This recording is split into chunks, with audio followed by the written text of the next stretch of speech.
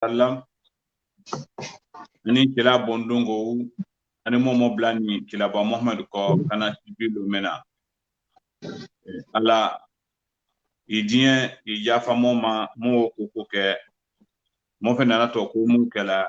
nyanyuma te wo jema yaka nyuma le munya kala o ke munya la mo kala na bera kafoni kula mo islam abbe kula o banin ko mo makramu fula mu wetimi yano mu fe nana to na mo bera kafoni fula o banin ko islam o kunu mona kumala alaka ke mo kuma ma ban mo kuma to na te tulako bi moni mo akramo wule moni mo fawle insha Allah taala mo ko to mo kuma to dafala bi mo kuma e buela minde ko kan wole kafo ko me mo ko kani bi nyawe mo so meta ni kala ko mi de ay nyona réseaux sociaux problème na bo awolo mo fe ka mo dadi na bo wo ko kan ka hakiri soro akuma kala hakibe be mo na alba ka fuma mo kala mo madam na mo fama mekeni Sheikh Abubakar le kala sijire ala mo kala kala ko la sabata ala mo kala alginati mo na alba ka fuma ala mo kala amin Sheikh Abubakar mo ta fe ki maininga ala ka ke kunu ina kuma la kafa koni amindele koni ani do bon nyomadi ka oje ta fe kallon ala problème ne mo bu koni abroni bi mo fo ute ko la dank la di koni ya premier ka kongo binye mo ta fe ki mayinga oma ala tikata bien ite wolo ko monye insha Allah taala بسم الله الرحمن الرحيم الحمد لله رب العالمين والصلاة والسلام على رسول الله أيوة موي برما بفولا مفرني ألولي النور أيوة تيفي لا موي بركة بلا آنيا تري ni ainana aya yoromin da alaka ala kwana haya kimbe sikakian afran besika mulo sunkata ko ci ndema aya ko besini dinere koka mafoka fo asute dunia kono de wa momo menye kan fola facebook la ni mendi mini ala ayo monya te wala ni beneba wa wota jara kafa kuisono sumya de fafiru ila Allah ay boy aya sino ba ka ala magbe yadi biya ita masinko ka kato ala kanya jala mawla aywa haidara ina mayni ngala o konya ko kele wute banadi kele wute bana nyamema mose kadenya fole asia mano ko wute tela muma ni ko ni asulele ko dete wote lamila benele yudowe do jawera ko dete wote jelila bonele ni dowe do madimina dowe ko do lute wote aywa fonyongolele aywa wokie ubanyaminde juna ate fola dema ko ka jibon wote mindele hali abon ndeka ke kolo kumini dine tetekini wa jibon wote mini wole beye ikono fo komingen we kelila ita kono ko membani ndila yalo kutu yalo kutu la wodo wekela jafa ke ani fara kutuno kere banyami de ke kela mofi atebe biala nyona wodo wekela ala farambaye ke mole momia ko alule momi akua keke ba flale wo mo ya bisante keke ba fla pele koka afa tete jutima kono na kere watelo awa lo na mo fi bia inyona mo fi mi ala akua abele wodu bekela eta kela falam bisani kadu a mo fla woche wodu bekela a debo afia belo hala karatara kapo kie wo betete kela bisana kiele hala karatara kapo kie te kabi afia le woche momi akua bele wole kutu wila ka jama ambe ma kambelo safi wa kabo kie ma wodu bekela awe kana mi pola ina wofo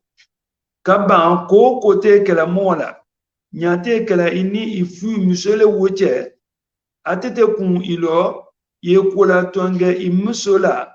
ka ya mo ba majunindo ya mo ba wesisi ni nyongo kale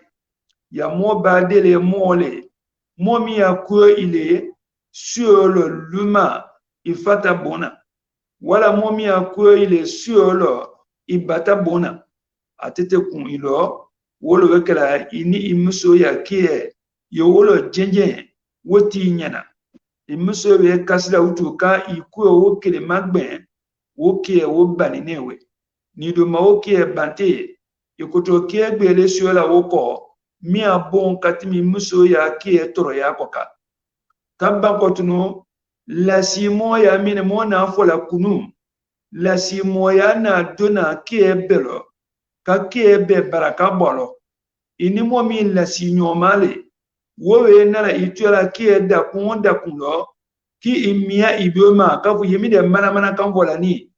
ya kie we ni kwenye lete juna wo kie wo baraka bani netewe kan banko tuno motewe ka kie fola aywa ni momdina kotola adinyoma ni awo kata jelo ki kafo alala kome ni nele ma ko beninge woti be iwila kana national ike wo national isi amante kala mole te biala atinye alala mbalo mowe kotinye nemi na ko kani njute wala nune de na ko kala mo de njute wala nule be nuna kotinye la mo be njute woti utewe nala mo luma ko kene mo mula alala wulute wo kolo kotula kaba kotuno ke ubanya dete yedia wete hali keke wafia ma isi kafo neni minde ke fonyo male kama sio minde fe nyakara tra kafo benya ye awoche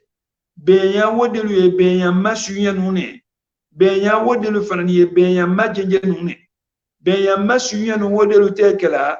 ibaboni mo milulo ya ke weta bena wo mo duluma wodu wekla woke weti ninewe wala imambo ni mo milulo ya ke weta bena woduluma woke weti ninewe woke ute bana nyami mate so ate tenole ani ke banyande termine wole ni ke ba fia nya kalon kafo alala kominge ni monyo woche ani jodi nyomalaka fani jodi nyomalaka jodi nyoma wosi amande kela bufone koka bukie keni bufumi ngoka abufondo temo afoke moke ne tale wodu wekela siye ke be anyafo nyakara taraka fo me joto ni mimve wodu wekela kuma kuna si bawu wulu te fandala akudu tumalola kuma fia ya fo balelo wodu wekela jowe ka mindi fe ke feminga kadi wotima wanyakara taraka bo ke na tala kole koka wotinya ni mo fangele nela yo eweta mo de madimi ka ajeli la bon wala eweta mo de chebe ka alami babulo wala ewe ko ke mo de la me abare tinya woke wute ba nyamima wole sunalile ani kulo bone inyon woche kama wuhangi bia inyono wolo utu mwa kwenye la daninde mima wole te ko kete kela kwenye mwa tete idianangie kela kwenye aya fola ko demvati monete bola wolo dembati monete bola wolo momi mone bola kwenye wele fate momi ndila fami afanya kafo idabalo fami afalo kafo ibobalo aywa mo fana ni tete dien la so kafo itasina moya aju kieke itasina mo sina mo aju kieda miala awe ko idone kela wo akoni jole wodo wekela ma lami bayate mine kaboka mbato ma yimide kumala ana kana tanole angidama lo utu woke de banyade te wole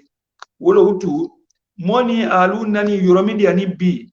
ne wo koto masamana kata utu silama yana domingela kwenye ka adela a jafa koka ani aya ke banya koka Abubakar Siddiq mende alachi la bomwadi ya moto ni nujunale alayhi salatu wassalam wede msuleto te ko Aisha na Aisha tameni alete chela ne wondele alefu ni chela ma sanyi woro ana dona chebona sanyi kono ala kanata ke aywa sokono kumalo tinya bawu kani wi londe wulu kana fo ko naisa ta yeni jama ko aleki ni kawonde nala wa munafewu ani mo mulu kumalo tinya wula sokono wulu ka fa woto wolo ko chegbanangi ni singiki ko je ko to wula kala uje ko to wula kala kumatu ni bia la inyongo ka kana to lawto kake wiya bale ala nafola wiya mema kwali ifuku aywa mote tala woke sani a jenjambe mote tala wokuma bele wache de tala ko mistahu wa mustahu awa towe ka fanya mema lo na ukalo Abubakar Siddiq wominde naisha tale wata mola sonete mistahu le na adala gwela kumawolo kafa alala ndom suna kumingani awe mola maloya amma amili asini che mingwa alefana nika kumawolo dia sokono aywa ala kana hayala jiuminge ko naisha ta makojo onke bi amma kojo onke sini momul fana da duna kumalo wole na ka jurumu ba tabale ko jurumu bawe wota ba kundi weke molele wole Abdullah ibn Ubay woche sani londa ukawolo Abubakar Siddiq kafo utu mistahu nele ilwani ile kungo bela moni la badiyalo herame weka mbulo moni lele dena wala neni la badiyalo toroya mewe isiola nele mbie biobiali lo moni le demo toroyala momulu na kuma jonfa ne sio de uma ile kata tuawola nyakadi alanye ndena na diya la utu moni le ke luki mautu ndena na diya la moni le mo bodo feke no utu ala kana fo suratu nur kono aya moni fiala wala ya'tal ulul fadl minkum wasa'a an yutu ulil qurba والمساكين والمهاجرين في سبيل الله رانيك على كفوت وليعفوا وليصفحوا على كفو أبو بكر الصديق ني كنو ibanu ngokela ala mole tena kuma min vola idemso maniwe wote aya badiya tinya la de wo manga ka aya badiya tinya ay jafa inyoma wolo utu nyimo ka woke sa kiemfo because Sheikh Umar nato kumato fola aywa mo ya fe kamindu wala sani mo na jafa deli mo nyola benefit ba ibade mala muraji agbela yo Sheikh Umar na Dr. Umar na Fatim na kunu we juru mulele ina wo kotela alale ma benefit ba sani inana ta idunyoma alana fani la jula ko ka sutiali ke adama din lamurala wa suyotene ko ale ko to ko bekela ko mema adama na hawa fani e ba kana timna ka nyabu suyotene tabare le wole momini jala suyotene ma yanzi'u anhu libasahuma liyurihim min sawatihima momoni isumana suetene mawkole yallo benefe ba ini bare mami photo bi ala Facebook la niwe ilenye na kuije josumache wa iwe bia dani masala ala koko ka fo masuti ayo mona mina mwaka mo chela timna kunu ilena no we farasala ka obia gbela ko inakela medila alala awe bawti la kati wa meni ini ala woche wa bon ini woti tale ini mina kawolo wole kuye tube kata alama wole kuye tube kata alama ke banyandele te wole kafo monya kafo itesia alanya youtube kwenye te ke banatino kamo kawanu alala youtube kata alama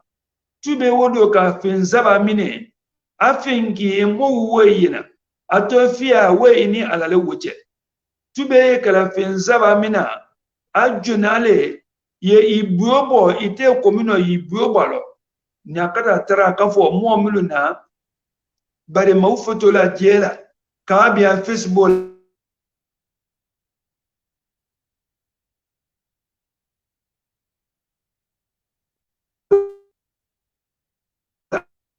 kala utu we woke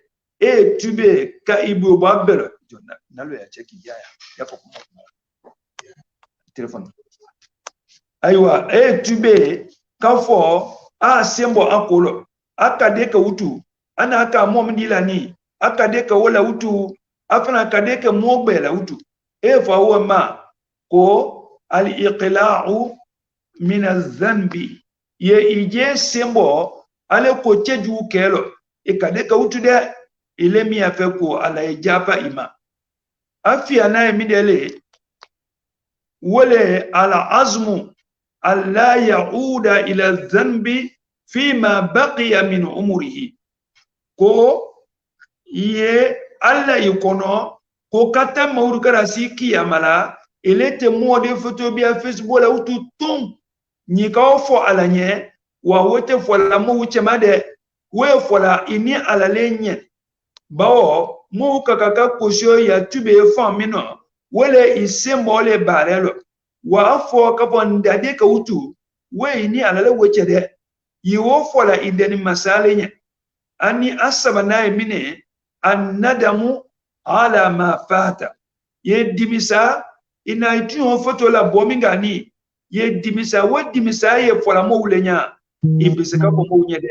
wa ala ta kolewe alale kalo ijosolo kafu ina chedo photo bia mingala ina muso photo bia mingala Facebook la alala iwe dimisa ite walo na iteta ke alawe wolo na ijoso kuno kawota kala ibuyo boma adigbe kelo kawota kada mimma kafo yalla ikono kutadegbe ke utu wodo ka iwe tube mo min dalila mo keke baula aye tube lete ke bana so kwenye ana fola ko kwenye iwe tube la edia ko mo mi we tube la kabo koma ku kawo kuno biagbe ke utu mo min tube ni koni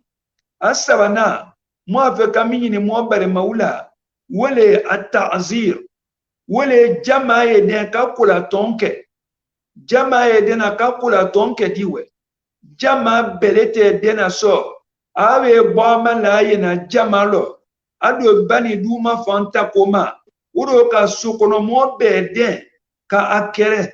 ita soro wati dulula mo midina kotiela adinyoma ita to sukono mo be na bebe idatratila aina ta yena muso kota amuso kila kata le chene kolo kata madulu fonyeria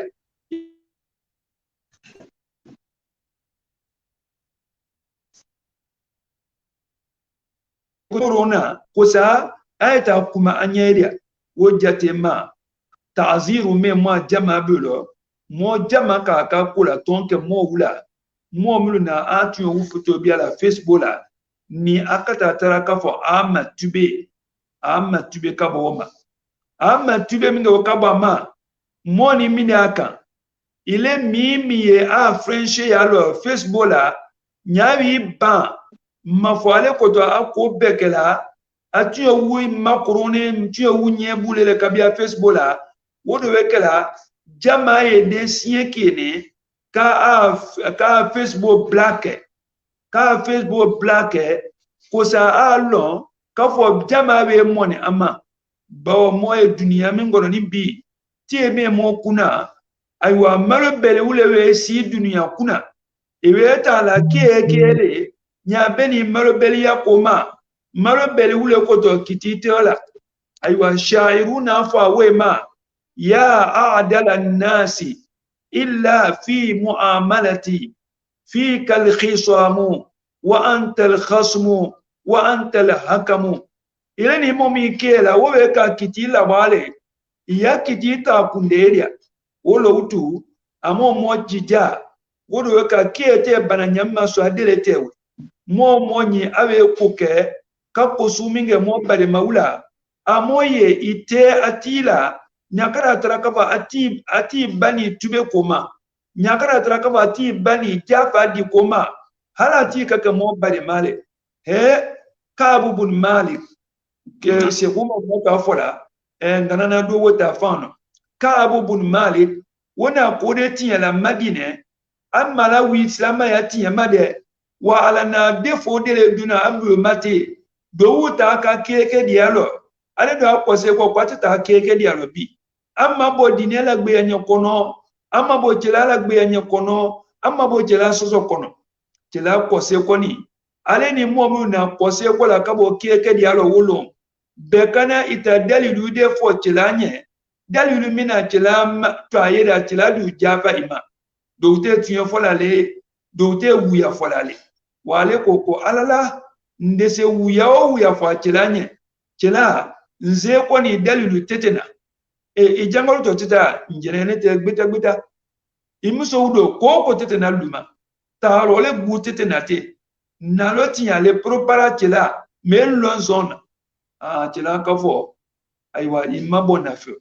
katarama dine kono kuma belia dane tie sabali kuma belia wodane tie sabali wa ala chila ba mamadi sallallahu alaihi wasallam aka kuma belia biya ka abula wo kuma belia tawe jelisi awe se tie binani kabo tie binani no kata se utu fotie bilolu dolna fala kwa kane fotie bilolu nikele ha wati defo kase foka ke ko amuso wiye imabala bo amuso wiye islama bebelele ko alete islama bebele wo kula tonzula meliwe mo be se ka wo kula tonke modula mo mulwe afola ka fa ata asembo ko sumululo mo be se ka adia ka fo mo be ite ala awe ka mo football mina mo ato bolo ka ba ko tuna awe ke la de dola bo ko me we ke la abelo sokono mo kata odia kaba ko suko be kala tima mo kata ti ya suko ke dialo bawo wala wito mi de ma nyakana tara kaba ti ye kujonkela adote tube buma aywa ni mo na se no ngana tola aywa wati be kana to ke nda fanfe ni se kuma de na no aywa wala ka kuma la se ko docteur ma wodo be kala sia no mingela e woke ne minde la mo bala mo wula aye ke foke alumulu ke mo baba wule yo ile aidara nyame mani aye ta mo wula si ko ke ni mindila yewo joso masumia aye jafa de wula mom dina ko kela ata woti jalaki ni ke fote jama mino wo mo wuya si bere yima mbonde bawa hadisa de na fola hadisa wo koni yedi ade ko fonde yedi kwa bere ya siasili aya wo fonta ni kamidele islahu zati bayn wole mo gochela dani kaba kata yin ko tunu ala tira ko islama te wuya fola ma de malimeni ya ye ifalilo ko mo fla wochela dan ko wuya fo kola wo konde tunya fo de la kaba tilane aseba wu ate juul nyabendi ala watino lamfali watelo ala nafa anyele fattaqullaha waslihu zata bainikum wolo hutu alumlu Europe yedia ani numlu yano amo jama dilla da mo jama lo mo mini seni duna mo koka mo mini seni mo lami ufola ani ko kene we ka mendila ani mo dina ko kala wa bedena benge woni a bedena bodia wala a bedena bien wode wi we a mo fi ala den ka jafa dele ala ka fo ile bini ile menu nele do mi fana ni do menu nele wala do mi bien nele wala do mi bien nele because bien ya ni beniya ajuru ya jane ile hangi ya makwadando yoromi ate dana area do area ibiande wa ifabiane do area ifabiande ibeme biane itayena alachira bo Muhammad sallallahu alaihi wasallam ana afo mingala ko misra ndala kato akapo arabu unye kwa yake misra ngaule jietete fa inna lana bihi nasaban wa sihra hadisa di riwaya dilo ko bianyaye moni misra ngauweche bianya minde ye moni misra ngauweche Sayyidina Ibrahim na fuluka ye wo be sen wa nani bo wo bianya la kanani bineba alachira bo Muhammad bulo ndane wole benefe ba ni siyadi la haidarama subhanaka allahumma wa bihamdik ashhadu an la ilaha illa anta astaghfiruka wa atubu ilayk. Ini Ali Ibrahim Ali Sijiri monye imo mo ba amena ala akunlo ala isakor. Amen. Amen. So abe wame kafo kote timina nyame ko kan kote we kela kwenya uwe ka menya uma mote mwa ko ula dana nyame ko kan islama ya nanye an islama ya nako donc mo fate o mani kanya jira mola amo fene ma fa monye na le ko amo hakili sorolo donc kala aka hakili nyuma le mona albala ka funi ala mo kala o bani ko mo docteur fala docteur Omar Doucouré kunu ala ka ikajira kushamanjia mola kata ben kafo me mo mluye mo nyebula ulu ya ku nyame ko kan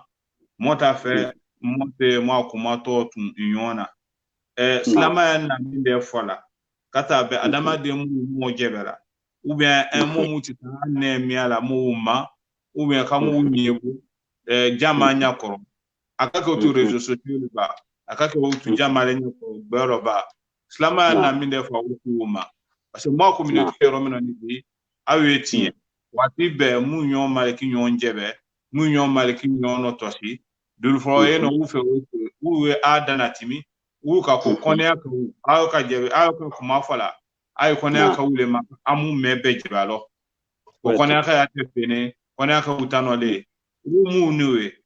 kama na minde ko muti wa kitilo parce que hay o kuma menu kama na kuma de fola lo parce que wa fola amka kiti wolo ba amalomba moda fe était mon la wasa ou kuma lo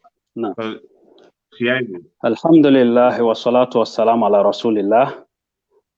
mo ala tanula ka salatu ke tilama sallallahu alaihi wasallam ka mo badem be fo assalamu alaikum wa rahmatullahi wa barakatuh. Wa alaikum assalam wa rahmatullahi wa barakatuh. Mo bal ka bo sela mo ba ma natani kala sheikhul mufti wafaqahu Allah ta'ala alala ana kuma mul fola awe hakima ya kan banza fo kabaka ani sewe kan kani wo gunu nyona katimi adanka kumale afotala me kumala menya ibro ani yafeka tono so kumala nyami koka wodingia mo natani wole ma mo afenfen folani aw alqa sam'a wa huwa shahid mo mi tro malola kumala ati tro malola kake tro ya lameni kimbi salede juso koro fene ni nyaye gbelo kumami fo ani ne tasili surama di kumami fo ani ne sebare lala di otile tono sorola katimi mo be koka ala na kumadi fo la ne we ku ana kono suratu zumar kafo alladhina yastami'una alqawla fayattabi'una ahsanahu mo mulo aye kuma kano mena kuma kan fo ami we chinya la bele a fene ni bana ko kabia ko ala kuma kan be a chin wa mine de koson ala ya fola ko fayattabi'una ahsanahu ko mi kinye na bele kwa yotala ku ana leni ni ka ku ana ya kumala na nyama fe ya we perena abe kuma fiya jia ile kie misala haya kie misa kono ajuna to ko al husna afia na to ko al ahsan abe na ofia bele ka be jia ila kajila domini ni kamike imakojuke wa fiana mini ni fana ni kabare wala fisa katimi jonami koka ile islama bebe we na utu yo haya suye na ana jonami fani we iwoto eno afiana iwota o kala iweke mole momi biala ahsana hu mikinya na bele ebia woko mo ke de misalu ya kiemba wala pia abedo bwila mo ko mi ko kana be bwila weka ala ko kana kono wa in aqabtum fa'aqibu bimithli ma uqibtum bihi ni akaka feka atasara mowlo ana mi sukala ala ayo sukala ay dayno akadana gbando tanyo saralilo abango fola enimi kaya ka o jila ke wo kay hala hasan fimbe wo fena ni kay wala akato e ka ofo wala in sabartum la huwa khairun lis-sabirin wa kuni akoni ka asabari a wala fisa sabari bo wunye wala fisa ko bele kwana haya kemino jani mo ya fo ala kuma kan badi kan yadila ko fiale akade jo fiale jila jojo na ni ka oke atana fima ku yoto nyole ke ko juke wa fi ana mino ahsanu min al-awwal wa fisa katimi jona ko ka ile hakima we na la utu e o pia mafela miya fisa iketewe tala yeka mo ule utu yattabi'una ahsanahu mulu biala ko belo fisa bwande ko yebia uluka komi mwana kumala femi koka kunu kata benne ya kujuma wallahi ne femine fende no mini biya ya kan kasola kase adama de neno sidna abubakar wati dulu ati wa lola aje kan nemi miatano ka alabo ko hada alladhi awradani almahalik kunya fende ni minandalo ni ko mine moni biala i harati ko belo fende ni mini ani adoya ebe bato ke tomato ya batola ebe badea tun tomato la ebe nyali ke tomato la slama ya bare nyuma susu yeno ibe sabbekela me wo beke ningo ibro nenki mbisami ni asiya ke no abese ka amume belo tinye wole koso ni ka riba ma fe riba ya ju katimi adan ko ka asisi ni nyonga hama fo bunda biworo riba su banza newe kato afola monye ko adi mine adomanda na male ko mi moni viwe sela fu aje kani so bama we riba adomanda ni ndile wole wona je ala ko ja ko riba te ko denne me kata kuma mi fo ka kundo joro ndila mo kuma la nyine we wa inna arba riba istitalatil mar'i fi irdi akhihi kone riba ni amongu tu susu fola nyani ka fo kase ibama ka kedi ne finfin fola nyani mi be do na riba kono wa ko riba mi abun riba bele riba su mi abun riba bele wole ka enemi ne ka obia imoni bi nyo unye bulo ya maka fo idiana na ifi malo ka fo kwese welale riba na son susu ko chayo abele wole ko so mo aka mo che badi yano aka mani ko ali karni ana kumala adama de ne ko jumi kala kalere ke ni ko jate bo ka akeke seti bakine ka koko denala ana titri kaminda le ko hurufun tajurul hutuf kunya harfu dula ni harfu dron e bola moni vineno me ko we perena ko bese ka moni vina se haraki maite se kuna dia lautu iwe chilaye na fani we hadisa dilo alayhi salatu wassalam kafuma yeno moni vinne e ko mikela e mila nyala wala e mitinyala kafumaka ako kunya adama de nani kuibese kakuma kumadila ala diyama kumale wa fola edia alanye wallahi abi plasila dan katabia aljina kono kabe kuma kankioma me kunya ale nengi minani kwabese kandi fola kabo feno migbe yani alanye kuma kanjulo egba ala mautu ba egba adama de nyo mautu ba ina kuma kanjumi fo aniwe ilefe ko la yulqi laha balan ya fola ifo hakita ka ilefe ta ya finge ya jema ko ile kala bote ko ka jedi ke katimi seno me ko da fanya ke mbisami niwe ya hawi biha fi nari 70 kharifan abi saman kati biya jana makono san biwro ngla ijila jana majuko bene kabbe inne mima wala kala aleka kala kanane akete femi fola kawo jate si mojo na timini ndu teno adu kafo ko alajtu lisani 40 sana qabla an yastaqima li kumbeto nen kerela nenne makakere kafo nese ndabiala ko mino wese nyabola manga ka kami fo nen kanana ofo akanata mako saki amalona duko kwawe sam binani ka ai wosela ane jani ai se ane marala watimi weti la ina adama de islama ya tala kadde inena minde koso kama so ne ya tinyeli fanga ya bon min husni islamil mar'i tarkuhu ma la ya'nihi ike ka fo ko femiye idabiano ko temine kawye kawtoyeno wiya slama ya la chinye we wele jiala so ne mini mwana koko ke fo kan ne mini kamine makara ka ale fede ni biya kurungbana ka biya kasola ka da soma sa akana na se biya la ko belo nyami koka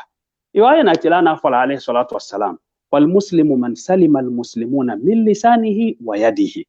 tuwe ka fe kaslama bebe nyini do ta slama bebe nyini na mini misila he fake samina te bo asafa jonalo fake samini he ate bo makan sanza yeta umrala sanza aketan ile islama bebe makanyini wo mina niwe ko chine we a makake me islama bebe nyini do wo mina katimi wo be koka tilana wole sinyele la kajia mwala ni wutu ku amena ko islama bebe islama una kisila kabo mu'min nen ko juma ka kisi kabo aburo ko juma wallahi ko wole to ko islama bebe mu'min bebe fene ni mu'min dele mu'una sila kaduti yalla mu'mino kaduti yalla allo aya nafru kaduti ya mawlo kaduti ya ati fene ni ma anyebu fene ni kaduti ya fene ni ma ko mu'min bebe lewe so iwe ka islama bebe nyina kaka kanyini wo mulula wo ulewe so mo mi jiala adama dembela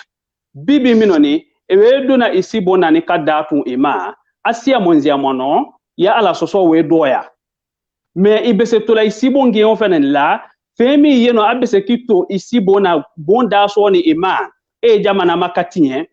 e so makatinye e badeyan makatinye e furu makasa wole moni bi nenki mbisamine e da so limani imati sembe ado yakolo minde yake imata do gbasi minde yake e ba da so lima me isini bona fenani nengi mbisawe e tola yeno ka kanfo we se la dunya kunda nani bela e se la doma e wulu ya furu makasa e se la doma e wulu ya bade ya makasa e se la doma e wulu nyebu makafarasa ele ke mbisa ne mine wokela so mo mi jala mo bade mbela mo la jarabile miloni asuna timina so bauta wati e afone kulewe ihramu fani biala ikana kuikatutu walo sofena so ba uko ko wo fo minge ni monya ko moto ni tala minge maka mo ba lo ihramu fani biala mo kana utu few mo ala bato burowe mautu ko mo ka se fema mo ka se walo sofo e mautu mo ka femboa wallahi ala je kan ko kula bulwanakum allah bi shay'in min as-sayd tanaluhu aydikum wa rimahukum liya'lam allah man yakhafuhu bil ghaib kumbe akula jarabi walo so wula abe na kanida koroboy ni ya ihramu fani haliki biwala wiku ya belo ibibe sama me ala ya feka lo jene yeno abe se kasian ala nyaduno a feka ho molo jama chema bonuta kula jarabi wo utu bi awole doni femulu lo ne bimi moti ekono e dona isibona kila itonko ka yaye utu ile kembe se kakuma kanju befo e se dunya fambe e tinyali makake me kodi e mo hakise oma femvla le yeno ki tilana oto fo akawla gbe me atoki lon launa la bola kuma kono kawo fena ni jiamola adama den we sala kuya bare be kwa bele tieto ko mafoko sawa akwa ko soda katun jaria ekete saraka mi bola katu ko ni mu ya amuna fambola la wala ijena loni tulayeno mu ya amuna fambola wala ina de nyuma to ayeno we do ukela iko wati be awo mulu ni we tula buela adama den ko kale ya saya ko fe me dinga ki yeno moma we hadisa mi kono wole to ko sayiatun jariya aha ko jumi do yeno ni la saya ko fe e buela do ko juudo ko mo kuma fena ni se ko juulu fena ni ma kawo jia mawla kafo aye fenfe mani kafo ni e sewela akun wo ko jumulu ni wo wile ko e tinyalila ikofe iwe pere na iwa fola e jenze fambe halite ye lomina wo ko mulu ni na keto ka timindi bina mo ni nyon woche e tinyalila sela ama yallo fena ni ko fena ni juru musa wala ikune iwe si yakabru kono few me ina juma mulu tuko ni e barela fe bene o fena ni juma seweka ifena ni kun mo fena ka kamo haki se joromima so mo mi fola mo badem benye amo mo haki tolo wati be tilana mi fo amonye ko al muslimu akhu muslim ko slama islama nye ibadenale la yadhlimuhu idinya ikibade maslama tonyo kafo ko seilenye iyafanga maya iwoji ala kwikaoke kaba fenani kafo di wala yuslimuhu ifenani kanana ibade mala se masubadi ma ikana ke sabule ki bade mawu biya problem lo ikana ke sabule ki bade mawu ya furu duman sa ikana ke sabule ki bade mawu ya bade ya kawotiye koko ni na mu biya kungolo iloja isembolo wole to kula yuslimu ile mo koju kala de me iwe ke sabule kala se koju di dalo ikana na oke wala yakhudhuluhu ibade ma fena we natala ya deme ni mawatimi awa bi malala ima watimi kwikabo akoko watila iloja ya mademe itasifu dama yarala kaba kata fo kuma mina bana wa kunu ibadallahi ikhwana ayeke ala ya jongle abeke badema kirene ay duna kine ay bola kine silama ya na mokila kata jonyuma muluma ni mokaka kala bare mo gbanza woche wojo nyuma uleni mokana to sini wojo nyuma wu tunu mo gbanza ni nyon woche o kala mo poje mautu kake nyoma kel wuhushi dariya komi wolo so ka nyoma nyami koka dota fe ka foko doye miwe miye na kojule bia wokono ka ke wala miwe miye na mi bia la kono wole kwa nyebu woko mulu niwe o mo molo ja mo sian woko wunya kila alayhi salatu wassalam ko mita to duna furu ke nyoma fla woche kan ni to sutra ko koka kwa ka bogbela nyanya lema londi la kaso aba unyininga ko jala saw che banza wila kafona aye ka kumala musoko kuma ukoka anyebu fon aka wulema trombesi we banala jila utu ko timito okofe ko damanga kaseoma ko jala sa kwa yakuma sela oduma so ba ukima kun kalalo lew duma kuma chedi kato yeno oka jusula gbeya kafo chelanye ko innahum la yaf'alun wa innahunna la yaf'aluna ko chela nemi funye chewu yakela ko muso fenane yakela chela ko anya alayhi salatu wassalam la taf'alu kwa kanana oke trombesi la ji ko fe ko weka okoma ko du damanga kasewolo ko fa inna ma dhalika mithlu shaytanin laqiya shaytanatan faghashiyaha wan nasu yanzurun ko femfen kiti dabiela nyebulo kaba kawo fo mownya muluma ko swalo ka nyebu mikeni trombesi ko makawla bogbela mo ko swalo amake mulu nyana kwile miketo okela ko misalu yale ko me suete ne chemanda woni suete ne musomanda wulu we nyom ben siaba ko ka kiche nyongo ka benya yala aiche ni muso yala kwa misalu ya katene aha ni islama ya sini wo sutra sule koka yallon ka foko ile ke wutu ki nembia bade madi bonolo ka wo farasa be wo ye be wo me mo wo mafeli nya jula yallon ko we ko jubale de wala ko so kwana hayadi nani niwe ana fa ko wailun likulli humazatin lumaza ni kaddu haya wolo ka afasiye lolla wuburu aye kuma siya mon bale fola ama lolla du ko ibn abbas wutetemi ko yamena ka fa ko humazatin lumaza ko we molele mo mi mu lotto si badegbe kala anena ale dai adama de un lole kato alotto si lale de nyebu fo mi do mandani ale frebe kala ko fo wulle la bo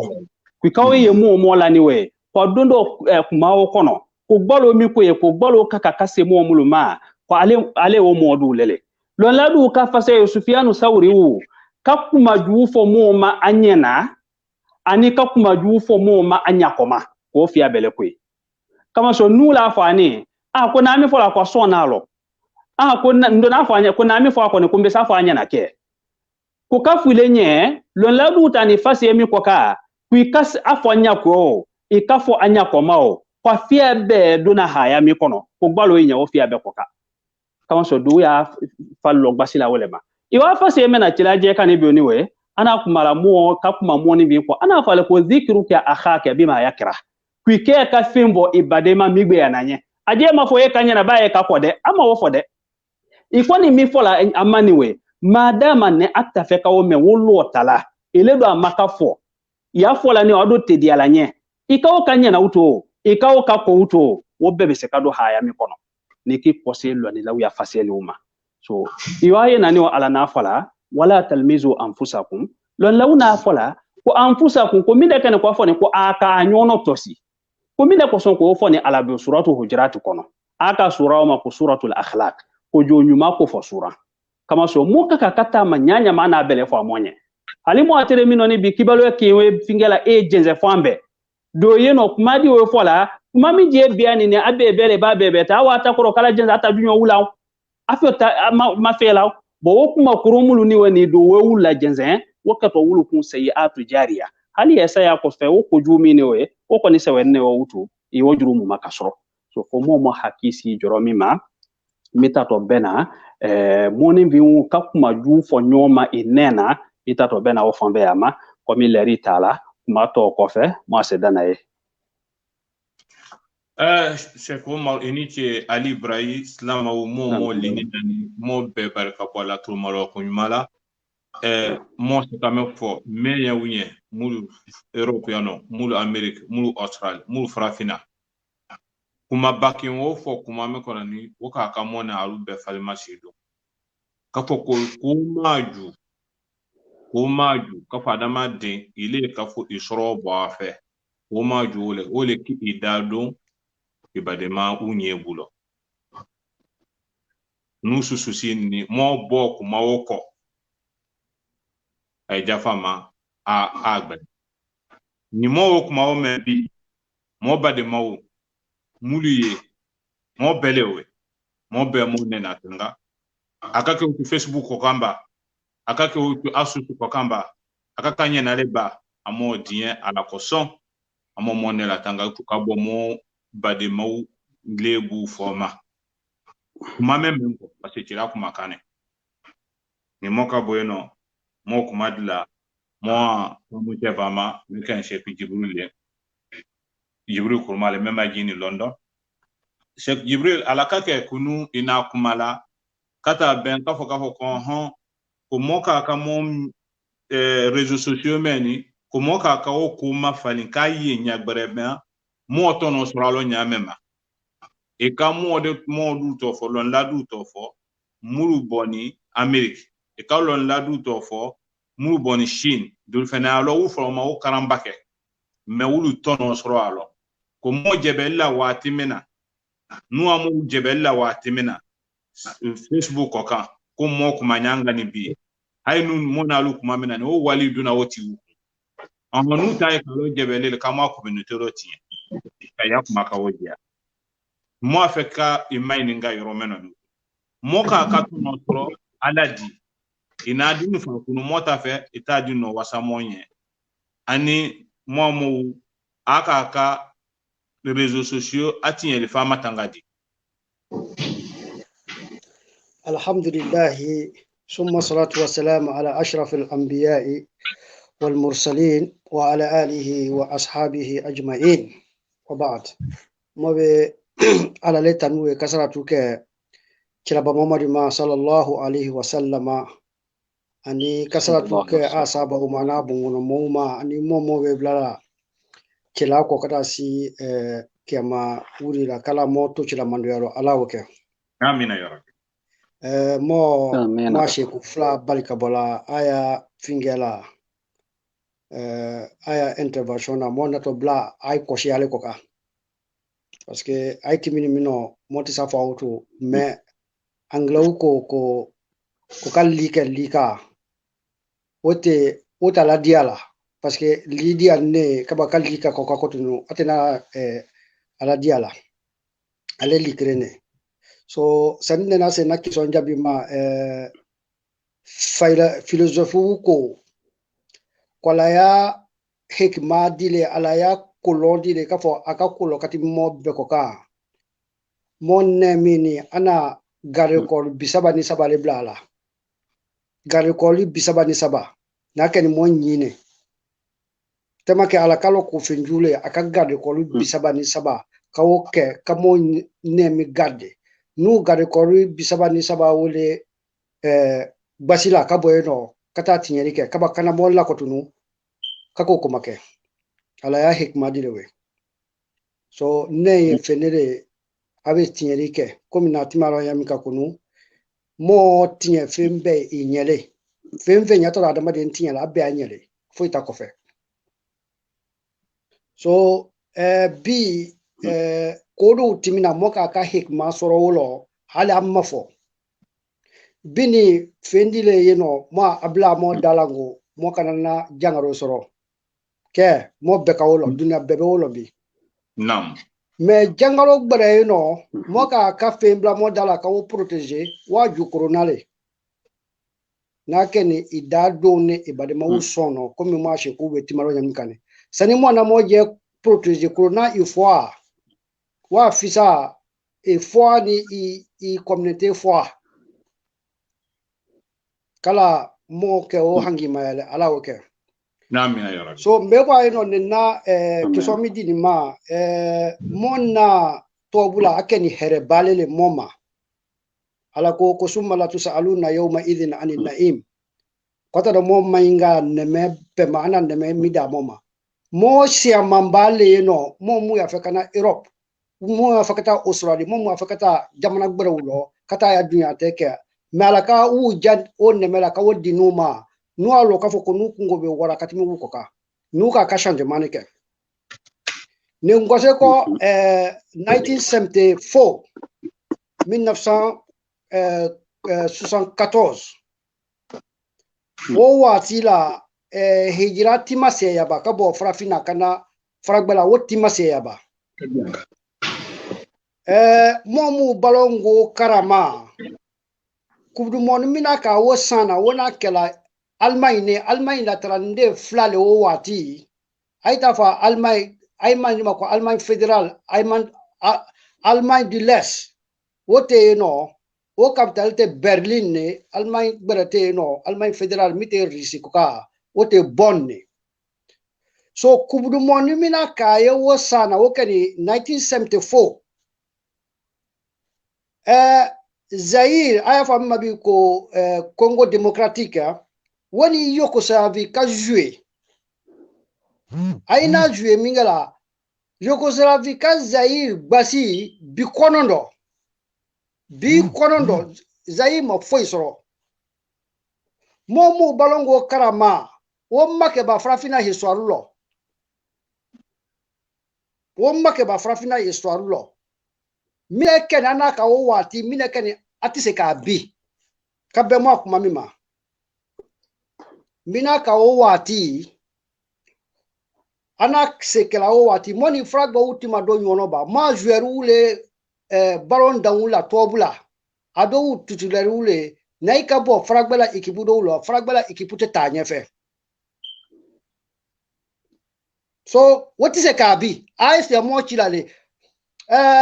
2002 la mo na na Sénégal na France chila me o wati professionnaliat te kela ati de mo chamanta ka bo frafina mo ni fragba ultima do nyono me woti se ka bi mo ni fragba ube do nyono mo we na no mo na ai de ule investe ula mo na ule bara joro udia o koroto le monye ko mo we na fragba uda yo nyuma mu ye no mo wo do takata le mo bra mo fragba uda yo nyuma do takata le mo bra slama ya fa na mo jamala wolela slama ya ye dinalele amako belela wole ko so lolnauna fera la tarala ko mu wajibi ani moma aina la tarala kata sisila mafla de do ashe Umar ya babula ni mufti ya babulo ayu ko adiba ko fardu ain ika ile je kan neka kaseka aini yan mote i remplacer a selilo ika ka sileke i fati remplacer olo i bati remplacer olo ika ui ma wajibi lele ebe se to ayno ika ka juru muleta aika adima ko fardu kifaya moka ka i nyo remplacer ko mula do mo ma forcer lele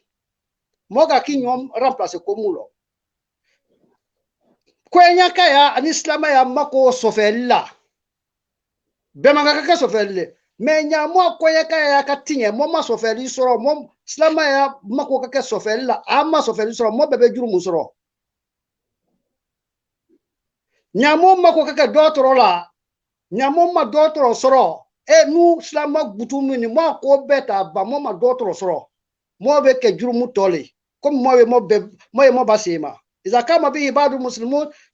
المسلمين سكت الاسم الآخرين سلام دو به أدكلا أقوى ببو أتوما هل دوما هو كوتو so nuna Europe ya no ja wajibi dile moka ko moka ka wole ka moka ka docteur le moka ka ingénieur le moka ka avocat le moka ka chauffeur le moka ka dinga machela le moka ka fembele so na moka mo bawo ma non seulement mo be mo communauté la ta ko mo be ko la ta ko mo fan be mo baslama ya hakemi moma numu kumala ni réseaux sociaux la jula ba mi de molo mo sanikela mo wu fe sama wote molo avocat temolo ingénieur temolo politicien temolo so mo be mo ba wo ma mo be mo ba mo nan ne ko mu temo bara no mo bara mo be na wo mi ya fragbela mo ta o bla mo bara mo be mo ba wo ma mo be mo ba koya ka yama mo be mo ba menye yama mo be fan be mo baslama ya hakema so nu sini ale ko nu sini mo mako be kala avocat la fama kata woni ni jorogbeda modo kondeni demisemu ko kaka fo demisemu kaka changement ke wuru bani wu te foi la foki i nyona tinye mo mako avenue mi de nula do mo mina Facebook créé la mo susu sinni mo akorale mo mina Twitter créé la mo mina WhatsApp créé la nu akora ale hangi mi de wuru la wote nula mais moi na moi hangi étudier la ko julolo atte ka fala mo be na tobu la no tobu wa ko be ko julele tobu wa ko shamambale no ko maule tobu te wi afala aba funya ka fo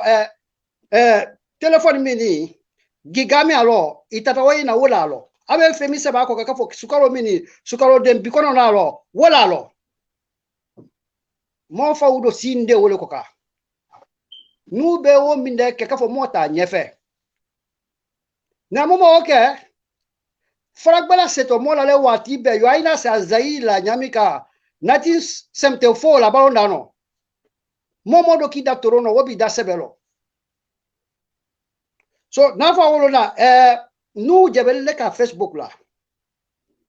mo jebel mi ka nu do wuye wali makasoro wolo nu kenyo wu wali makasoro nu to wali soro la nu tamine kama communauté tinye finga afa mako Jack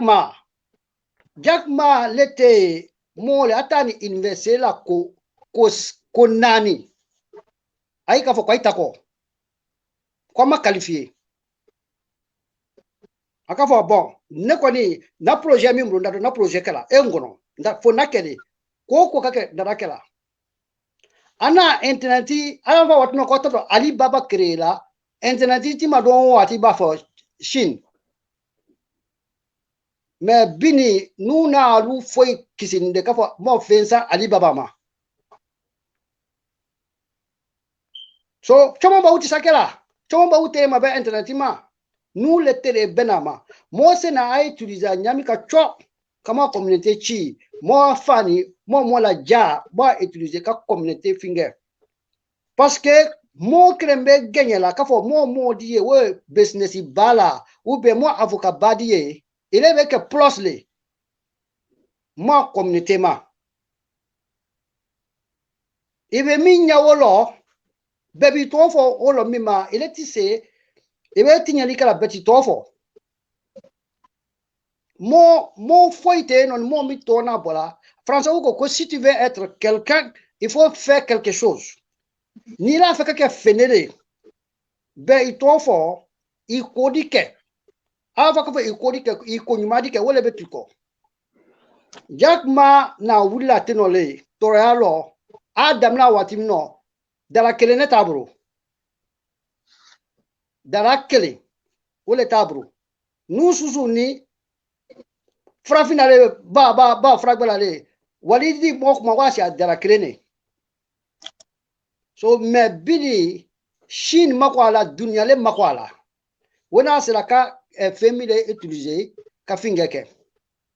moi kalo ka fo dunia mi marché adia dunia mi ni e marché adi depuis risini Amerique Kerala Obani 1991 December 24th risina ba fangala wolilo risi bo fangala aina na mindekela aiko ko ayafa mako geostrategic te mindele jamana mindai buru ibe jamana jem na mindai yakolelo geostrategic aika ofo owe bin kera teka utu dunia kuwat la askariya swasia fanga mute no wobe ba swasia fanga ino tutun kinyo masya kera gbe wobe bo kinyo masya wobe ba parce que wo Thomas edi mindele depuis kada men 1945 makana sibila jamana bamu mai kinyonga ba risi make ba France koka France make ba jamana koka Allemagne ni pinga ai mauke ba so swasia fanga beta koma bi minde nyefe jo economic mo I wali sorodi aita nyefe di nya swasia fanga teke nyefe bari mawu jamana tiba dabla dunya kumalo yo Qatar wu nyamika Qatar wu mume kabo Riyadh mume ewa ba Qatar la aweba me aina aya hangi me aila ani ala na femida ama aina wole utiliser la bi alube ke jamana di le aisa jamana di kuma fola aisa kuma do fola dunya betro malona ala wo kenzi fan nubro wo kenzi nubro adde mi sawu mo bro aiko momu politicien ko frafinale dunia masinine parce que kadamna mota frafina jamana wu mo kemelo biworo ni koye demisen lele demisen mu fani nuwe wo shema jini ne sanyitani senkoro so nube mota demisen ya wole jerema kake kole alala komite ma communauté nafa do ta demisen le ay do ta demisen le aya jamana makalata nyefe mo telephone mu manika utiliser ewe tala jamana do lo shinu ni kore ulo itara na ignorance ule wo makalada hangi fana aila so moga kabo solution mu lo di wodile alala momo la ja isenibeka domaine mina il a ja ike domaine wo sanfɛ itimi be ito fo ita domaine wo lo ebeka baronda la le il a ja ike baronda la bre le ebeka jula le il a ja ya jula ya ma I nobo lo be ito fo ebeka karangela le il a ja I karanke anyuma la be ito fo ibeka sofelle il a ja ike sofelle bre le ibeka kokola ike wo bre le parce que dunya hadith fakun khayra hadithin liman wa'a dunya ye balo lele mo mala kunu mo fa ute ko ula da nyamika muftina wo fani mo fa udo nyango mo wu yakuma maulela na dunya ye balo lele ila ja ike balo brebrele ila ja itaro legacy mitu ko wo ke legacy brebrele fake sana katawlo alena femika moya alena butiki mina bola nyakole europeano koya ka kumaji ebeta Côte d'Ivoire efa menyele ma ko jula korom dere jula koro ko jula yakela celado ba jamola sallallahu alaihi wasallam ko haliye famba ye jula ya lelo menyete jula ya makrana isuron ne wole moi no shomi mo boro mo nani mine Europe mo ka kamola ja ka wole développer butiki menya mi de boro Europe yano butiki ube America ay peut-être ne malo mo be wo dabla mo surani mine mo be wo dabla kata ko ke mo dan de commune butiki te mo boro wo mo kuma jilele avocat te mo boro ingénieur te mo lo mo mu ka wo changer wo mo wule jebella réseaux sociaux là mo masini mo hangi ye ka fo mo muka ka mo botorealo mo mu monemi doni mo lo mo muka ka mo balo wo mo wule réseaux sociaux là aita utiliser la anyumala wobe mo kumaji kosoba wobe mo kumaji nu meyewu wobe mo kumaji ayate mo sida wula labiye kono wali lagina mo sawani afami dalo mo sawani mini mo sawande ebe tala mo fa jamana alatani mo place bena mo lagina fami ma mo kolema mo mata ne capital la nudo ka kasesia mambale ka utu ko sa mo fa ni ske fingela ko yanka je yeno ebe do mo bisaba yena jomle talo ko yanka kilembesale ya yeno ala do na hangi da moma kansaba mi bekara ala na o hangi da ko yanka lema wodo ala na nememi da moma mo mainga to makia masini kaba ko tun kamola na Europe ka do jala mo mainga to wo makia masini so communauté e alu lebro demisanwu e alu lebro wodo tisekela fo mo belo réseaux sociaux tono mi do wala moni mo mu mani mote jamana kreno mo bise kakana lula da mo union famu nyami kaka segu lese ni midala nese ni baron danala ikipudi yano ina yujolo segu lese ni midala nese ni fani frela mote web sala da inya kosa ise ya fanu frela ibanza unkiri kabo frafina ilese ni jedda nese ni kawanu lela mo misilo ileka almamile mo be woka siseni mo beta communauté gbere na wo kayem ka komi na fa yanka turki u mo tise tronga turki ula Allemagne mo tise trongela indien ula ani Pakistan ula Angleterre yano abe do parlement bela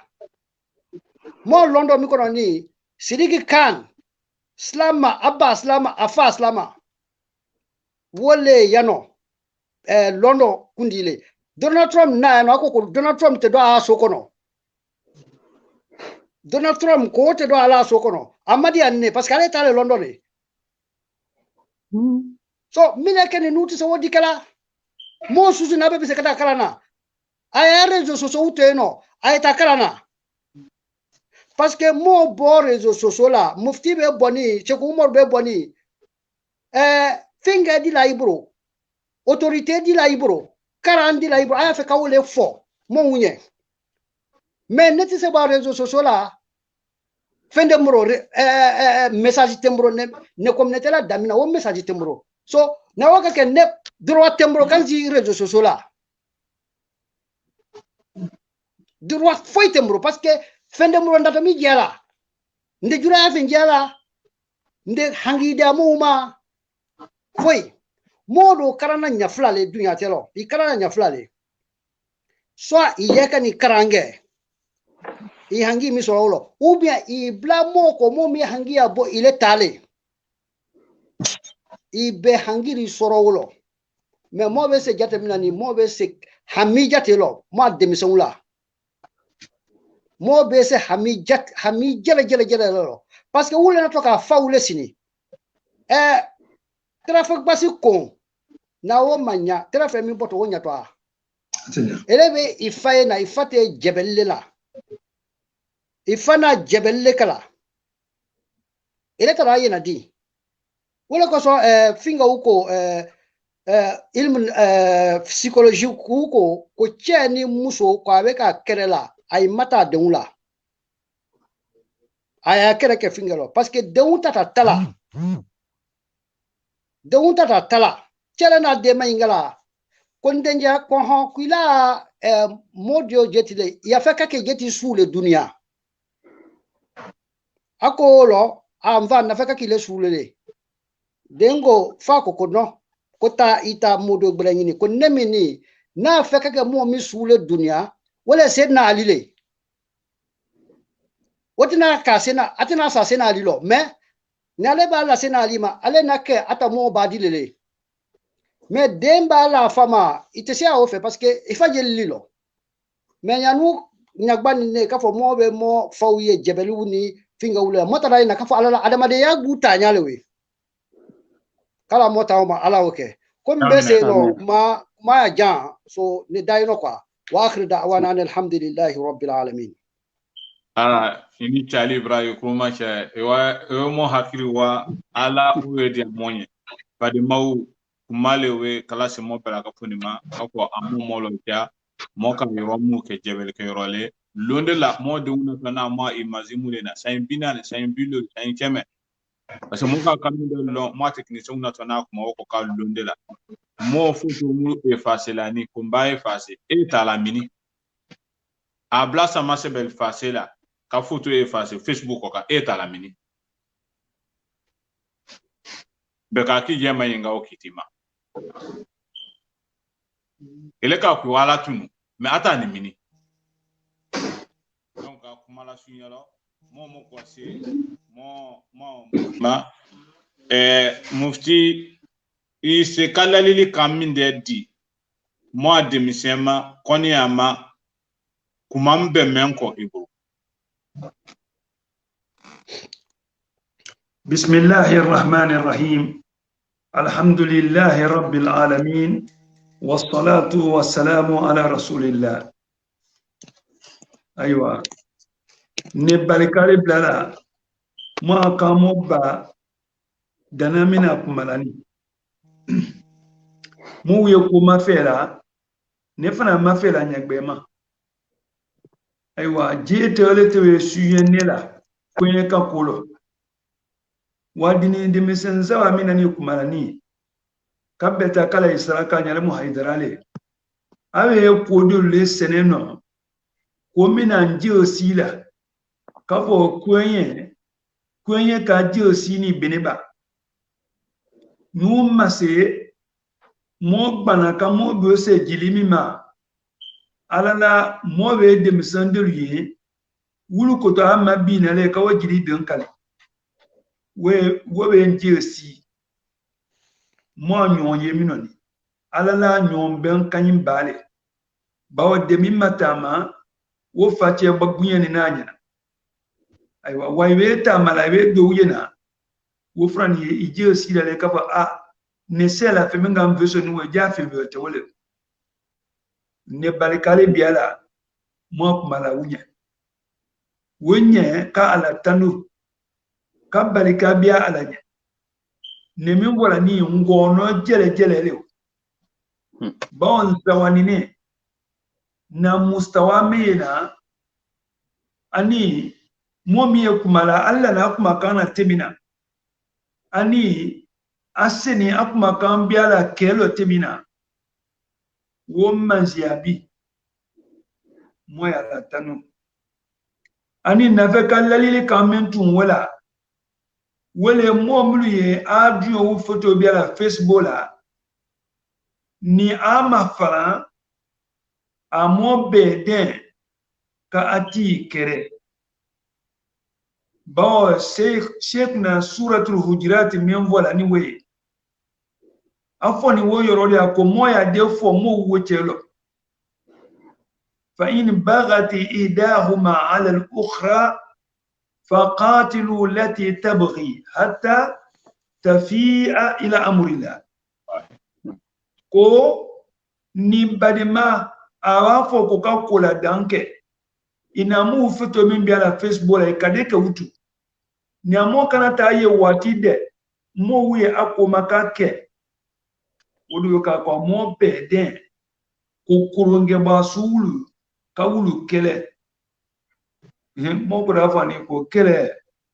ko mo ti chela ko ka na ofabi mo ta do kitila mo mulu chama mo ta do kitila mo mulu fe wula fele ko mo ke malo beli grupule wula fele ko mo yeke yo shekuna fatimna ni bi yo so wu nyo matimna waro wole dia ni mo to wunya ba kara yo mi abulo nu we sa mo ta la dana lumi ata tena sana we jatima mo we ka mo ko kere mingela wo kere ke mulfa junale dani ani duwule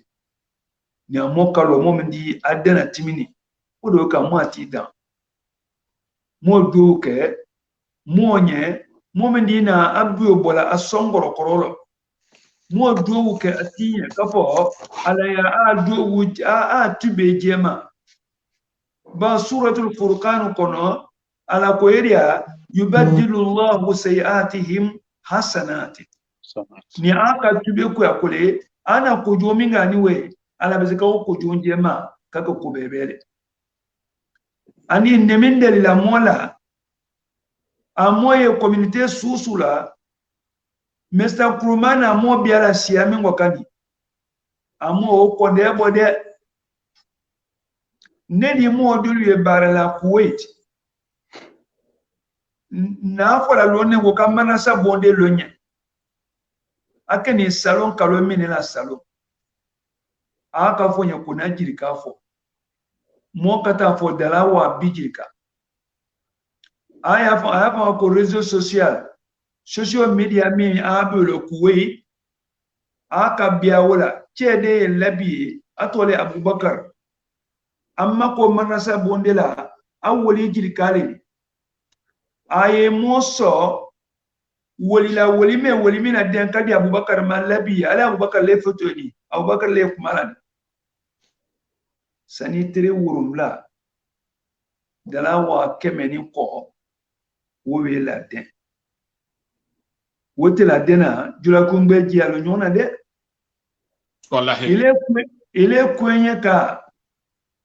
iboni somina wole kwenye besini belalema kabutron la belani zere ko wochelo wo masin fia boba oko kula menena sola panala mona monyon voila wole fe salona sini ndafe ne ke ko fode wa moto ko ne wole jala mo faula alu beseka toye ka media men yusi ko sa aye mo jama na wulu développer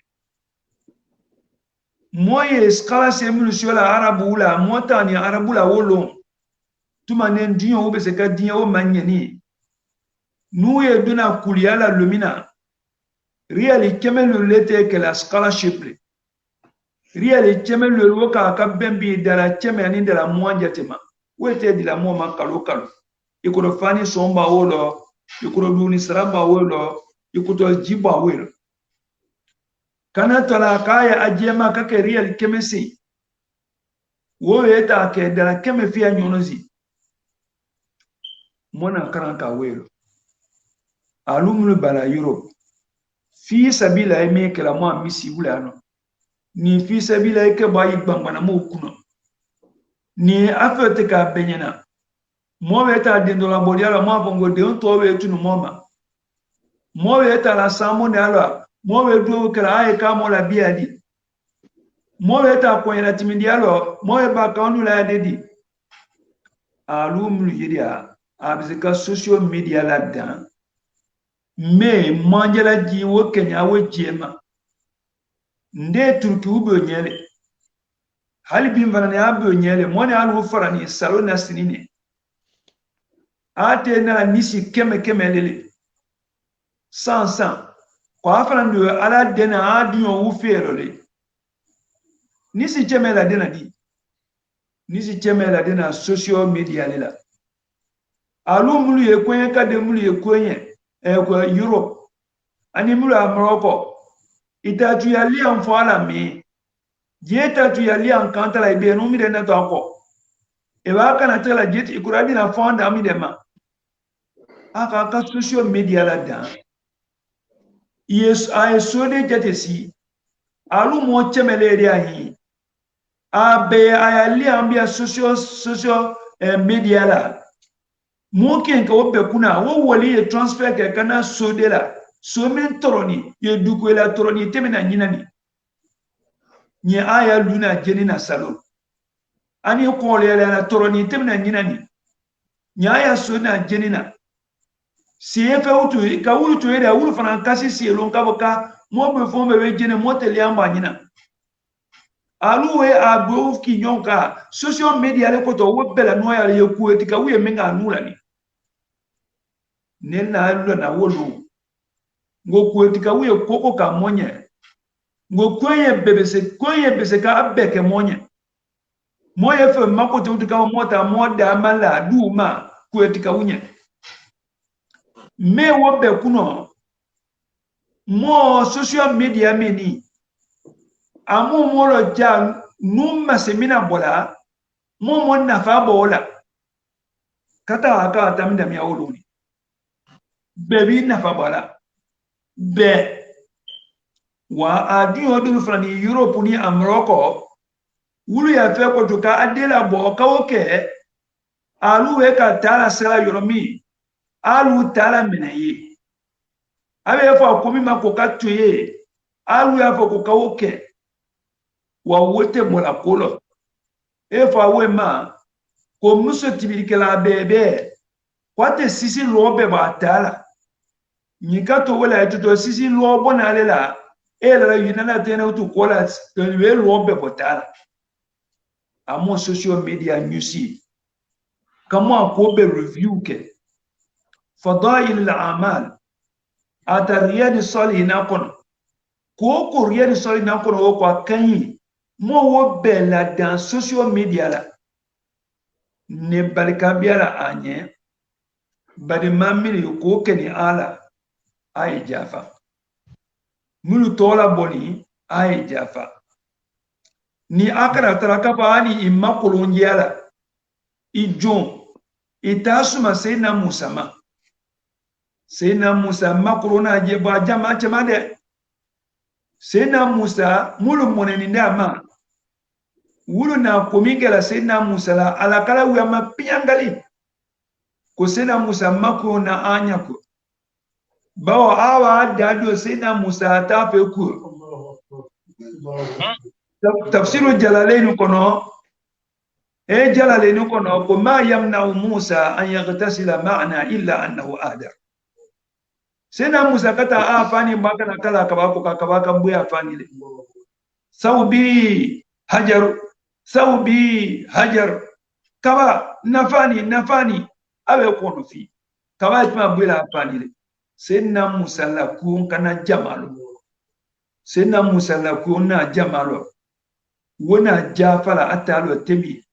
ala nani suti amila la oko ala kanana ofo ka suti alla ale koka wa alqaitu alayka mahabbatan minni ala na wobbe kala sena musa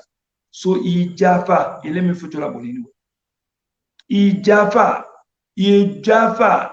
hali atima asimolo ijafa bekalo dunia kono foto bila bola foto berete nemini modul wala nyini kwa yake nela wana amia minga kabia nzengo kafa awe kamingela aye woke ati ufalilo wete so nemimbola inya ifalilo te yemaku kumala bano utu wele nebekila nele bekili fonjo nale mobe tubede dini aye demisane temna ni nde tenole nguno gbeya ni nde katime akoka nzoba don dete sobana ngoma kase alo wa mo timini minge mona mo nyalo minga mo koma mo ma foye dunyalo tala bamuno fo dimisa wa dimisa ko to mo nafa wati kile nyanga sa fola nde munya mbe dimisa nde muya nya ya alu ka dimisa yonne odo ka dimisa nafa be kala alla ko shairuna fola ko daqatu qalbi al-insan qa'ilatun lahu inna al-hayata daqa'iqun wa thawani fakhtar li nafsika qabla mawtiha dhikraha fa inna adh-dhikra ba'da al-maut hayatun thani iloja komeke iko awe nyafola eke imafaba yiwoke ama fomo dinunya dinuwe sobe do kuma labi ekono yano nibi mo fasole labile jamana ke me kwenye bi wole labile ewe ka kwenye ka ko fola afo kwenye ma ko je na asenela yoromi amma denka yo je kwenye seneni laginele anane adenka labile alu kwenye kamlu Europe ay jelele a seneni laginele wa a dembe labile de amo labile da amu hangito labilo labi islam wu awe afo kwa eta wa agbonzan keni inyona tula jilo tulumba we aje makiana mumdi tana amakiana abi fili wotema wote sa neni kala utu ba alewe sian wo fana be koli amo fi ado talo ni moma mo hangi si ko ye keka wele ni bi ni lali la ba mine moye tube moye jafa mo fana ni ye moye koku ala danke creativity mo ke creativity le nena nala labi yeno ko mission tel jamana ko no islam ubolo ngata nda sola bo walo wosanyi mo ani seneni kana de mo cheme so ani bilolo wole dia mo abalo ka fe yabo awa fa ko mission ko so ba de islam ubolo nani yano ko dotro bonte dobolo ne ka ke mo tunale mena dotro bona bola na bonu welale awe kala dotro to fo kola gouvernement bolo ko islam uni presse wiye dotro makanale kama ko tun ngana ye dotro radio bon chamani ko le labi e jamana mi ngono aywa radio bon wote mo tebe nganji ja nga radio bon de la bongoni awe gbi ya ngono ndamano nani bio awe kumala yesa bao nde bala watino nda sanze banzala lo wande bala awe mbo balelo asanze son e desela watidola mo be sanze siola lumina mo alabia na mi ngola radio bon la boni numbu creativity na kawole ale ma se radio bon to wule bolo wa makamati na fola kuna na sofieni to yito hala ma se do we sotie diman tanyalo ko abiato kursilo aye creativity bia akun mo ka ke mole kila na fola ko ima ka fule beleko ile kapto be ko kudende akun mini aya nyusi menga kromana kumamina bani menga kroma fele ka fo inye ko aye ke kukwe ke bale kukwe na fa isho kukwe mina nyado ma kukwe mono kake do wen fe na fa mamina bo na fa me bala ai won na fa de bo wanya alu kato do wiye woli sho la komino ile koto ibion fo ala welo kidion jula ko ngbe bia fotota kidion musota ka wonyebu wodo ka kusa dunia tunu woma wo hangi ye bama wodo ka utu ile make lorota badele lorota babenine itani mingama wo wekela yibosu wa itani lolo na telefono mi amba wesu no aywa mo wese nyamo se no area aywa mo se ka kumadano aywa subhanakallahumma wa bihamdik ashhadu an la ilaha illa anta astaghfiruka wa atubu ilayk yini je mufti Ali Ibrahim sila mo be ka fune awame lalil ka me fon mo be ka fune mo faburo ka kungo ndema sama madla ma Sheikh Umar beten Sheikh Umar le Sheikh Umar no fe ka kuma kankeni mayingali kila wole mo badun awi nyon unyebu awi toreala nyoma lama ya duka ko ka jafa nyoma I minde lalili kandila mo makata be jafa di kuma jafa di place minde mo bro ko ken mo mena ni woti ka jafa place minde woti bro minti dana bro pour que mo sa hakili soro kuma aywa ne kuma mi fola ka be wodingi ama ateni la jenje yale nam we haki dama ka wodi mouma mo be na mo ka mo ba ka menani Sheikh ba ana mi fola ka bense na Musa ke so ma mo na o menani koko ni e na ke yallon kafo ko amisalu ya di wetimi ise hakisho la mima mifana ni se kasabule kita wala noya ibwela nam mafo ni komita ni bana slama ya je kanima mo ko ni te ko shola mila sabari kabolema yo mo kalote me andalo sinachi mingala kafo we boslama wi abuma abul baka irundi anani lola minge kako mafe ko mi abu katimi ale buko ko basumi kan islama ya lani ko limithli hadha yadhubu alqalbu min kamadin law kana fil qalbi islamun wa iman koni limani ya jusokro susulo islama ya jusokro susulo ko misule ka sabule kamoni bi jusokro jire ko le kanni aku malo ko walil hawadisi sulwanun yusahiluha wama lima halla bil islami sulwanu ko baba susu ni nake yallo kodi koni nani o be se kake sabule ka anoya adama de ma moke de komi kala alala komi abo belo wole flanga fo yale mana wata fo kunke namu wa adama de umbanza ni nyon woche komi e ka fo ku yake mola ko mambon ka semino wole kamoni vinto horoyalo ka afire kaba fenane ka sondo kama so ni ka adama de fois mi ketula ala na fo ka wajuru mulatie mais ni ka moni vinto a horoyalo ka a horola mawo fere kaba fenane ka wo sondo ala koko ki amalona ko mo sawaye kwani wule boto gbelo ka kereke Mosa o mine ana o dika jenele mo mina mo to la horoyalo ka afire kaba ka sondo wole na ka sidna Yusuf la alayhi salam fa wulle ma ko muntaha al jara'im al bashariya adama de banza ni nyon woche ina jurumu ko bami ke mola ka fa la foya tala wodilewe kaba fena ni kato nyama kabia koron fena ni kono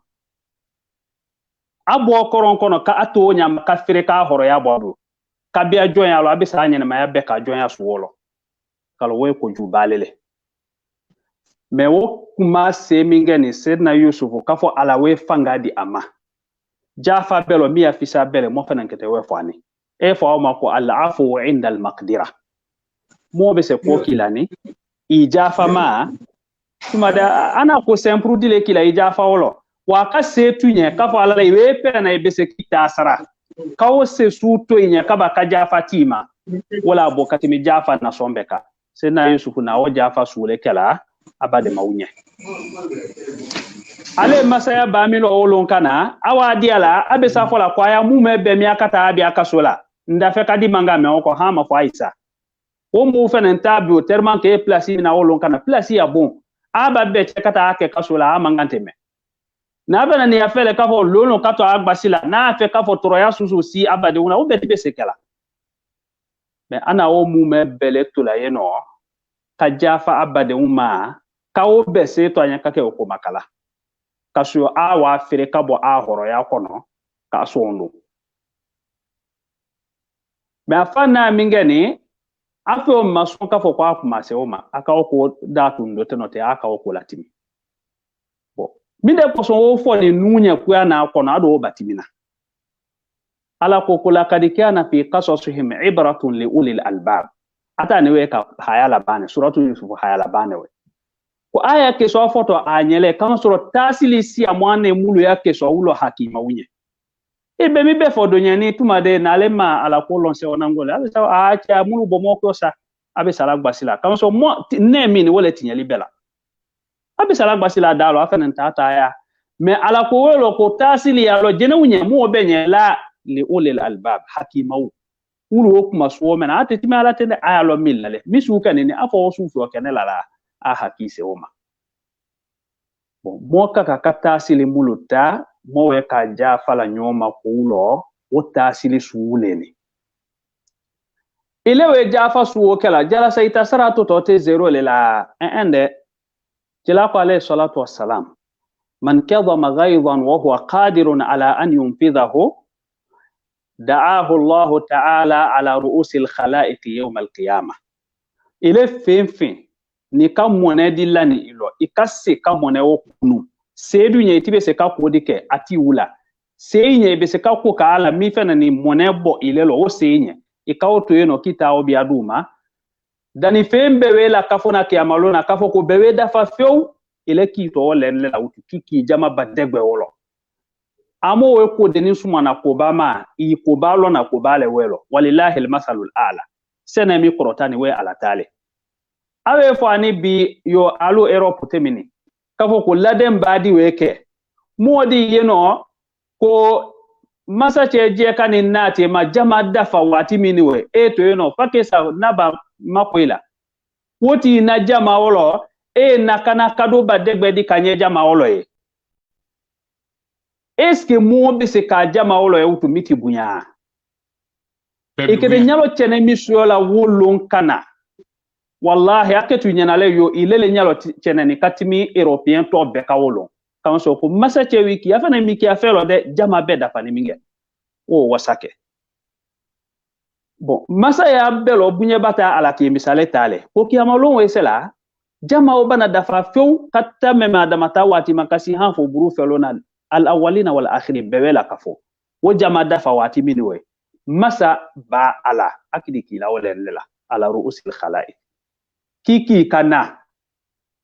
ayi kila kana jama o benya ko ta funya ko aljina be dinya ka aljina di ima kama so ina mone berendi lo miala ilo wolon kana itibe se kitasara me aljina muso tie muluye isawo wote alo adama de ni komi wole moni bi sela katimi nyote misu wo fola mu monye manga kami tolo kapoko ya mone wo tuku fu wo san kata se asana ka sana kaite wo ka utu ne akata tere kwani kafo ko slama ya juso kurolo kafo alala ifena nata ni kafo ala ita hena ila so ne se mi jiala mo badem bela wolen ni mo mi ka monela kunun ka setu nye yalon ko mi sara badegbe mi ko sara o ko setu iso kunke do sara sho la fe wole ko so utu jama be da fani yeno do ka to jama lo wolo na wulu kata natala le utu alla quridu bil maqarid liyanalu ma nala haula min al jaza ko hali nute mo silote ke monete ke la molo wati be do una saraba subi sola ni aya monela kun koso sa mo adi so saraba de gbelo so ne semi jiala adama de bela ko mino mo badem bela wolewe ka fo ko kabunya nyanya madama ni awese karangela uta ni vola ni aka kuma awe mi jiala ala ayedinya ayamia o mialo kala afamu ko nyuma de moma ala woleke namina yoro ala dinya ka anya yengo nyuma ka wadi moma ala woleke ka abare fena ni ka ono monya ala woleke namina yoro aha nese dana ye ka be wati suma na ini chali ibrahim bademaw awame kume jafalo mo bade mache mo madla o ma meken Sheikh Jibril lalili kamule fo mo bela kafuni ilalili kaminde la mo bade uma meni kosa ayanya enyame kokan comme mo blast la émission na bana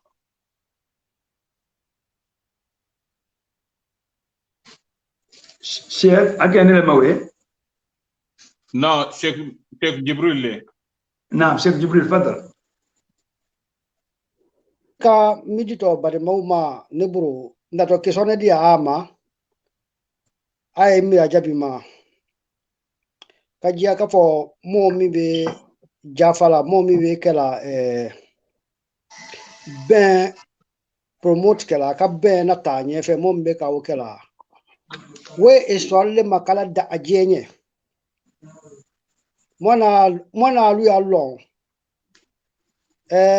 jeti mo loni soasi muna kere kala guerre mondiale fla belo soasi mina Mandela la do akasola jeti ka wotolo ubia soasi muna kala soasi muna foala ka kera uke guerre mondiale ulo wo 1 wo 2 lo jeti ka aitolo do maitolo no mama lo no do for maitolo me mo ka jeti utolo guerre mondiale uko mo muna be siena yon wuche kapo alla nube jafa mo sebe usiena yon wuche wule toto ne so allo ka dia fono ka fo ni le ka ben la ta nyefe ala eto kiamata no sutu islam ali le kiamata no me itole to so lo ko mule na bengela wa so do mule na kere tela u ni be tolo ute aya duro makaranela me u to mafo mo mu na ni ko la cho ka fa la amo belo ule to foni so waka kake hangile moye ka fo kere itote na to la so lo itodo to so lo tina ka to nyumale me mo mi ke to chefali le ka fa la amo benada hisorta ile le to la e komi mo so si muna ije di la guerre mondiale ulo u to te so ko nyami ko ka e to ke te no le mo mina Mandela do aka so ko no mo ma otolo me Mandela na ngala ko mo piske o to le foni e fan be kwa na mafana ko tun mo muna ko maka ulo to foni mo muna ko jukala ka u to masutara inna shani'aka huwa al-abtar so kau to masutara ka fo ala ko juma nga kato ino itotna hesorte na ile to ino mo Europe mi kono ni nu kera mina ni ka fo atte banye ka sisi magbasi Europe te wole la Allemagne ni France ka kereke Allemagne ka français muso upike kwa shama ka denzro Allemagne ka France mla ka afangre mina France na plan kala ka drapeau ka ambiedia da ka Amerique drapeau si wora wakata Allemagne basi waka ke kerele ka ke fingeli me bini u ba ye ka fo ma gagne te kerelo fo mo belole Union européenne bi la da finga ave organisation la da UN uni finga la da alu le contrôler la ben na nuru afe mo mi koko ne kwenya ka muso ketano parce dayota ima wo koko kwenya mo mi koko ka kwenya ka muso la wo koko kwenya nu afla minwe nu ya basi nyo mo fla wi basi nyo ya minwe wo kota kwenya terene ka kwenya le chito parce que dotina ba itamo fe so monna Europe waka ka hangidi moma nya do uti kaya jamana uti nuti tana nala ay etali mura nu ay Allemagne mura nu Allemagne na chilale kabba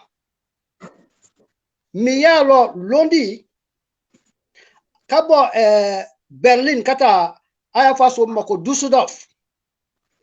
terangere neteno terangere pe wala teno ibe wajala itabe ba iteta fikat longra makono terambe na mu ay lo kakseke ibai chadi nan wala utu kana hilo mu lo ni arana katimi kata lo mu nye parce que ko fangale la muso di kabo arano kasama kata la lo koma leche koma jamana be chi ma jamana loto organisation la i place mine iti lo ino comme nani kolema fiti lo kolema ma jamana be chi mate ma jamana lola désordre la mata ma jamana lola organisation la ka organiser be i place ke mande singe wala jeli ute no kamo ute no samarase daute no belete mande batita ro le ka wona mande kala mande fanga mabale me babi ba itawo kuna itani mawosoro so momo la ja mona do uta jamana uya nyamka uloni bunya ni finga ulela awuje kan ko Europe le ko tetiano ko matara nyabala ko mana tekayano uti be mana kala matekadi so mo alon ka fo responsabilité de mo ku mo bena do bara loni odumula mo wodo uta mo fo ufa na mu kala mo uta ben na be make United States of America ibe jamana susu ya jamana bale aina denale problème na iwo chede aina bena United States of America tena amle le bekuna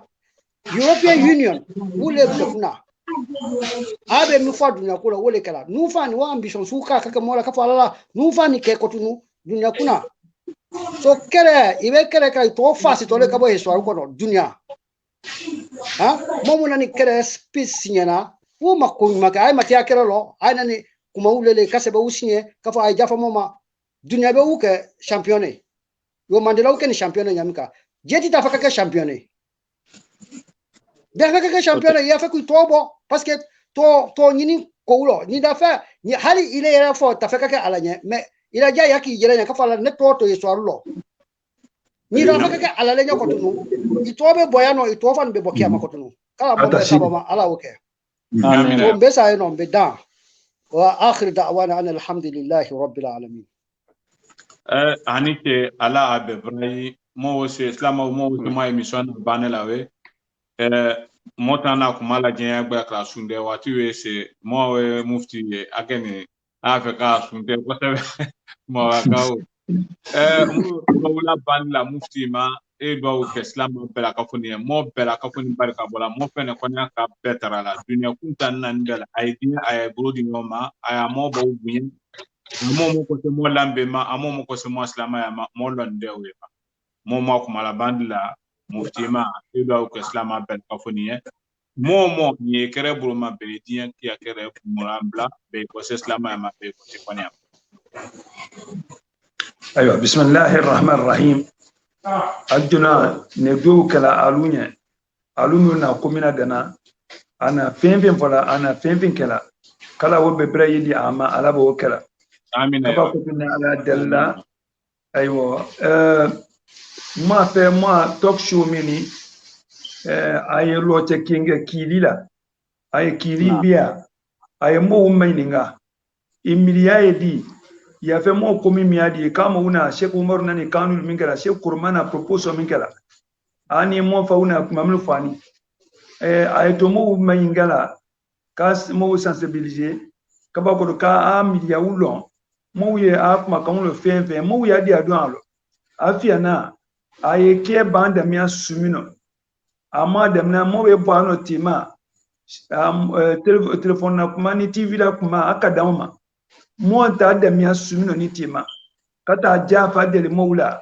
kaba ko no kamo mo na kulutinya ka wulu jaraki da miya wala amewe akose kola kata wuta national yifo da miya mo we bana wala utu mo do ka benye mena kulutinya ka mo do ka wonye ati alatinya ni mema mo fa do ka wonye ba do we ke do we jabila bema abebe te ka mo bebelo mo te fenda na kirana ba kuya soda na kukisia ka utu moti ya fenda na femi da fe kwenye makonde bo mo kade bo ko koneko mo fana ni mo ko do minga ni ala tira boni na fa wole ko ajma dua mo ko wole ka mo do wala bani rabbana atina fid dunya hasana wa fil akhirati hasanatan wa qina adhaban nar ربنا لا تزغ قلوبنا بعد إذ هديتنا وهب لنا من لدنك رحمة إنك أنت الوهاب سبحان ربك رب العزة عما يصفون والسلام على المرسلين والحمد لله رب العالمين سبحانك اللهم وبحمدك أشهد أن لا إله إلا أنت أستغفرك وأتوب إليك. Islamu abewame insha Allah taala ko muftina fanyango kan ni moka kena mayingal mukala mo bena mo kumble nyoma me ashama no o kiru bena na ke jumalo bade mo ko to hakiru di nyoma afene ko to mo anosina mo fene ni mo badenche mo keni kulikuru male o bena na kuma islama ya kasini mo badene bretele awe islama ya mademe bale yomu insha Allah taala mun wo bena na kuma sini nyala makubula blalo la ka nyina ma to mobo kajira ka fo islama ya men me kote gbese kote to ma kote mo me ko na ma wole tay donc ayina ay to mo badin kela awe barame ke islama ya nye yomu mo wala me mo dana bitamina no mo islama be fola amo de mo bodi no me yaw dune kuntana ni bela wala afisa nura tabo ma wati ba ka fono wassalamu alaikum wa rahmatullahi ta'ala wa barakatuh. عليكم السلام ورحمة الله وبركاته.